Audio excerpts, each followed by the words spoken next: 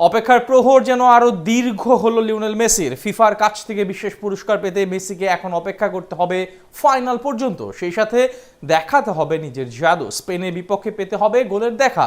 এমবাপ্পের অসাধারণ পারফরমেন্সের পর তবে গোল্ডেন বুট জেতার লড়াইয়ে মেসিকে মেটাতে হবে কোন সমীকরণ, সেটাই জানবো প্রতিবেদনে।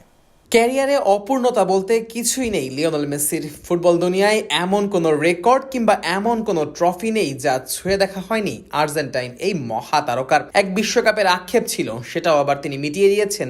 সেই ক্লাব হোক কিংবা জাতীয় দলের জার্সি, মেসি জিতেছেন সবকিছুই। ব্যক্তিগত ট্রফির ভান্ডারেও মেসির ধারে কাছে নেই কেউই। তবে আক্ষেপ রয়েছে শুধু এক বিশ্বকাপের গোল্ডেন বুটের। 22-এ খুব কাছে গিয়েও হারতে হয়েছে কিলিয়ান এমবাপ্পের কাছে। এবারও মেসির সামনে বাধা হয়ে দাঁড়িয়েছেন সেই কিলিয়ান এমবাপ্পে। সেমিফাইনাল পর্যন্ত এগিয়ে থাকলেও ফাইনালের ঠিক আগ দিয়ে মেসি পিছিয়ে পড়েছেন অনেকটাই। গোল্ডেন বুটের দৌড়ে এখন এগিয়ে গেছেন ফরাসি এই তারকা। স্পেনের বিপক্ষে ফাইনালের মঞ্চে অতি মানবীয় কিছু করতে না পারলে বিশ্বকাপের গোল্ডেন বুট না জেতার আক্ষেপ নিয়েই ক্যারিয়ারের ইতি টানতে হতে পারে লিওনেল মেসির। বয়স 39 হলেও চলতি বিশ্বকাপে দারুণ ছন্দে আছেন লিওনেল মেসি।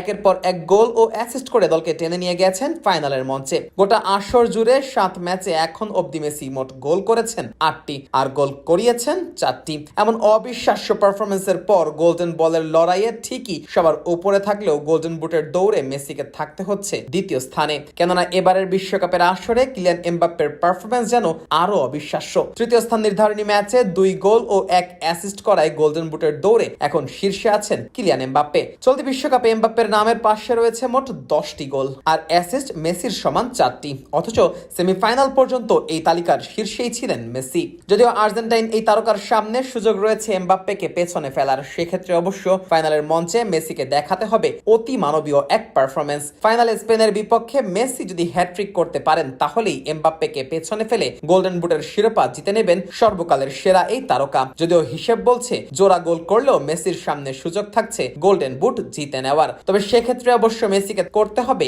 একটি অ্যাসিস্ট। কেননা গোল্ডেন বুটের নিয়ম অনুযায়ী যদি দুইজন খেলোয়াড়ের গোল সমান হয় তবে যার অ্যাসিস্ট বেশি থাকবে তার হাতেই উঠবে সোনালী এই ট্রফি। যেহেতু মেসি ও এমবাপ্পের অ্যাসিস্ট সমান 4টি, তাই ফাইনাল ম্যাচে মেসি যদি জোড়া গোল ও একটি অ্যাসিস্ট করেন তাহলে ফরাসি তারকাকে পেছনে ফেলে গোল্ডেন বুট জিতে নেবেন আর্জেন্টাইন এই খুদে তারকা। আবার যদি মেসি কোনো অ্যাসিস্ট না করে শুধু 2 গোলও দেন সেক্ষেত্রেও গোল্ডেন বুট জিতে নেওয়ার সম্ভাবনা থাকছে। তবে সেক্ষেত্রে মেসিকে ফাইনালের মঞ্চে মাঠে থাকতে হবে মাত্র 57 মিনিট। কেননা যদি গোল ও অ্যাসিস্টের সংখ্যা সমান হয় তাহলে যে পুরো আসর জুড়ে কম সময় খেলেছে তার হাতেই উঠবে সোনালী এই ট্রফি। আর হিসাব অনুযায়ী মেসি এবারে বিশ্বকাপে খেলেছেন মোট 712 মিনিট, অন্যদিকে এমবাপ্পে খেলেছেন মোট 759 মিনিট। যদিও ফাইনালের মঞ্চে আর্জেন্টিনা মেসিকে 57 মিনিটের কম সময় মাঠে রাখবে সেটা এক প্রকার অসম্ভবই বলা চলে। মেসিকে যদি গোল্ডেন বুটের খেতাব জিততে হয় তাহলে হ্যাট্রিক কিংবা জোড়া গোলের সাথে একটি অ্যাসিস্টই করতে হবে। অন্যথায় আবারও গোল্ডেন বুট জেতার স্বপ্নটা স্বপ্নই থেকে যাবে 39 বছর বয়সী